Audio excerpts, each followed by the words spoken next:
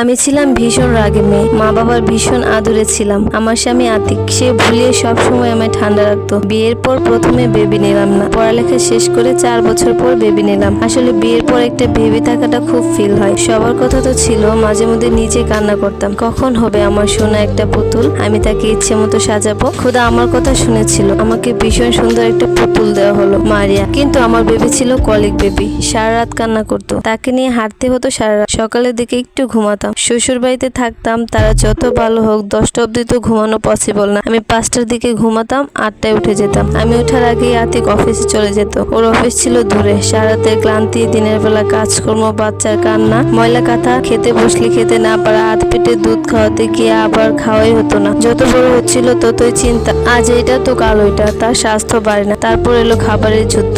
এইসব কিছুর মধ্যে খেয়াল করলাম আমি সব হারিয়ে ফেলেছি। আতিকের সাথে পাশাপাশি বসা হয়নি বহুদিন। প্রিয় শাড়িটা ভাঁজ নষ্ট হয়নি বহুকাল। ধুলো জমেছিল গয়নাগুলোতে, পেটে মেদ জমে ভারী করেছিল শরীর। চোখের নিচে কালিগুলো যেন অযত্নের সাক্ষী। মাথায় লাগানো হতো না চিরুনি প্রতিদিন। কবিতা পড়ার ভীষণ শখ ছিল, সবে তো পড়েছিল ধুলো। আমি কাউকে কিছু বলতে পারতাম না। সবাই বলতো এটা স্বাভাবিক, সব ঠিক হয়ে যাবে। আমি আর পারছিলাম। নিজেকে ভীষণ হীন করে ফেলেছি মনে হচ্ছিল। স্বামীকে যেন পর লাগে, মা বাবার যে কোনো কথাই যেন আমাকেই বলা হতো মনে হতো। মারিয়া ততদিনে ভীষণ দুষ্ট। টিভি মোবাইল না দেখলে ভাত খেত না।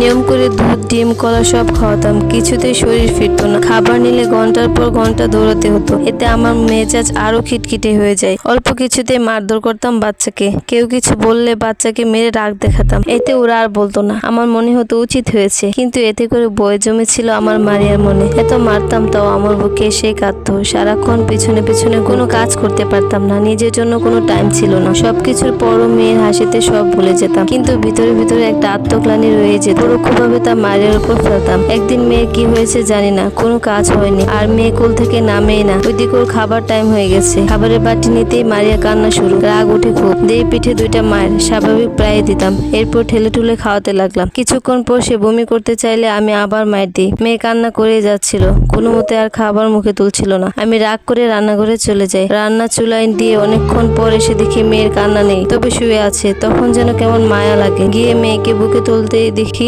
সারা মুখে রক্তের ছড়াছড়ি, কাপড় চোপড় সব। আমি এত ভয় পাই, কি হয়েছে আমার মেয়েটার। আমি ওকে ডাক, পানি খাওয়াই, দুধ মুখে দেই, না কিছুতে মেয়ে আমার সায় দেয় না। মা সহ এসে অনেক চেষ্টা করি, না কিছুতে চোখ খুলে না আমার ছোট্ট পাখিটা। হাতের কাছে যা ছিল তা নিয়ে ছুটে যাই হাসপাতালে। তখনও বেঁচে ছিল আমার সোনাটা, তবে বাঁচবে না আর বেশি। খাওয়াতে গিয়ে কাটা আটকে গিয়েছিল গলায় আড়াআড়ি ভাবে। বমি করালে হয়তো বের হয়ে যেত। আমি না বুঝে আবার খাওয়ালাম, মায়ের দিলাম। কান্না করাতে ছিঁড়ে গেল নরম গলা। আমি দেখলামও না।